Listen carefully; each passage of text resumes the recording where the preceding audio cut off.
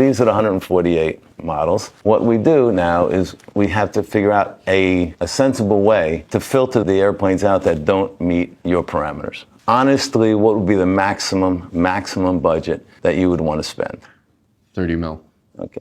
Do you want to have one section, two sections, or three sections? There's 4 or 5 or 6 people in a section. It should be 8 minimum. 8 minimum. The next one is the maximum range. So the longest trip from A to B, where do you think that would be 5 or 6 times a year? I'd say farthest, realistic, I don't know, maybe Dubai to London. This is the range that you can go nonstop. Okay, so anywhere in Europe, you can make it to South Africa, and you can make it to Singapore. However, this is with no wind, right? So now, this was the winds last week at 35,000 feet. So, which this means is that you're going to be able to fly faster when you're going east, and you're not going to be able to go as far on range, or it's going to take you longer when you're going west. You can see that here, you can make Singapore with all these airplanes. But if you were to start now in Singapore, you watch this. This is so you can see, if I go to Singapore, you are just barely.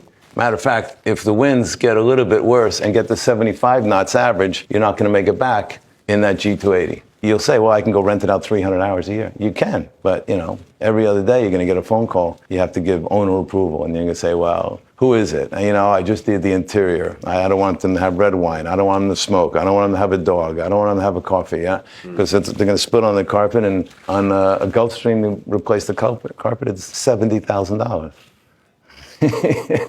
So, or if you have a kid who's chartering the plane, he has a Sharpie, and mommy, and right across the wall on the suede, and you're not going to get it out, so you have to replace the pan. These kind of things are inconvenient.